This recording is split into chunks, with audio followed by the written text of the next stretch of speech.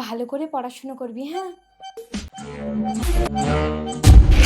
মা আন্টি কি ব্যাগের ভিতর ঢুকালো? কি ঢোকালো কই দেখি? এতগুলো টাকা মেম সাহেবের ব্যাগে ঢুকিয়ে দে। চল রাখি। কমলা, হ্যাঁ মালিক। তোমার মেম সাহেব কোথায়? হ্যাঁ কি হয়েছে? আলমারিতে 1,00,000 টাকা রেখেছিলাম, তুমি নিয়েছো? দেখো তোমার ওই কাজের বউ নিয়ে পালাচ্ছে কিনা।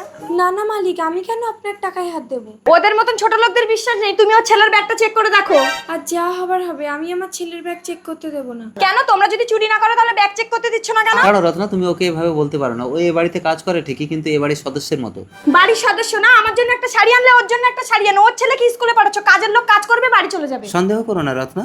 আচ্ছা কমলা, তোমার ব্যাগে যদি টাকাটা পাওয়া যায়, আমরা বসে ব্যাপারটা মিটিয়ে নেবো। তুমি কেন ব্যাগটা চেক করতে দিচ্ছ না? ব্যাগটা চেক করতে দিলেই তো সমস্যা মিটে যায়। আমার একটা শর্ত আছে, আমার ছেলের ব্যাগ চেক করলে মেম সাহেবের ব্যাগও চেক করতে হবে। ঠিক আছে, এত বড় কথা? তাহলে যার ব্যাগে টাকা পাওয়া যাবে সেই চোরকে কিন্তু আমি বাড়ি থেকে তাড়িয়ে দেবো।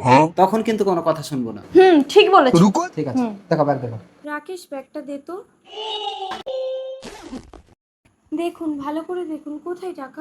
কোথায় টাকা? কোথায় কোথায় টাকা? কই, কিছুই তো নেই। কি বলছো রত্না?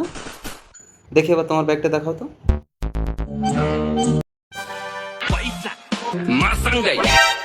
টাকাটা তোমার ব্যাগ থেকে বেরোলো, তার মানে টাকাটা তুমি চুরি করেছো। আমি চুরি করিনি। তুমি নিজের ঘরে নিজে চুরি করছো? ছি রত্না, বেরিয়ে যাও আমার ঘর থেকে।